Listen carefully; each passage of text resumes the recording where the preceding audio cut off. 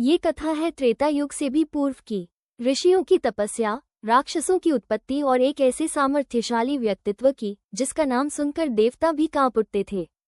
ये है उस असुर राजा की गाथा जिसका जन्म हुआ था ब्रह्मर्षि पुलस्त्य की वंश परंपरा से और जिसने आगे चलकर पूरे त्रिलोक को अपनी शक्ति से हिला दिया। आए सुनते हैं रावण जन्म कथा। महागिरी पर्वत की शांत वादियों में पुलस्त्य ऋषि तपस्या में लीन रहे थे। उनके आश्रम में नदियों की कलकल ध्वनि और पक्षियों का मधुर संगीत गूंजता था। सारी वादी दिव्यता और शांति से भर जाती थी। एक दिन संयोगवश एक राजकुमारी उस तपोवन में आ पहुंची। ऋषि की समाधि भंग हुई और उनके क्रोध से एक शाप प्रकट हुआ जिससे भाग्य की दिशा ही बदल गई। ऋषि पुलस्त्य के आशीर्वाद से दिव्य तेज से आच्छादित पुत्र विश्रवा का जन्म हुआ। संपूर्ण पर्वतमाला में उस दिन स्वर्गीय प्रकाश फैल गया।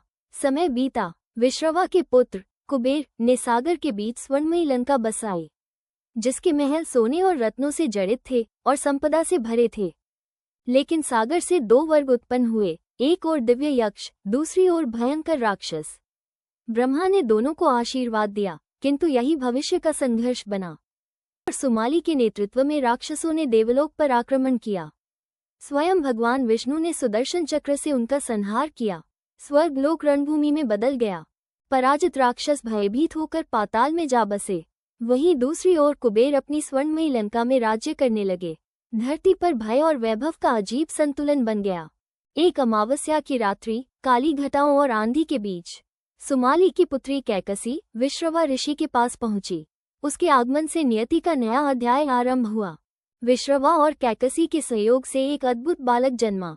उसके 10 मुख थे और उसका नाम पड़ा रावण। उसके साथ ही कुंभकर्ण और विभीषण भी उत्पन्न हुए। तीनों भाई बड़े हुए। रावण प्रचंड बलवान और अहंकारी, कुंभकर्ण विशालकाय और विभीषण धर्मप्रिय व संत स्वभाव के। रावण और उसके भाइयों ने घोर तपस्या की। उनकी साधना से ब्रह्मा प्रसन्न हुए और उन्हें वरदान दिए।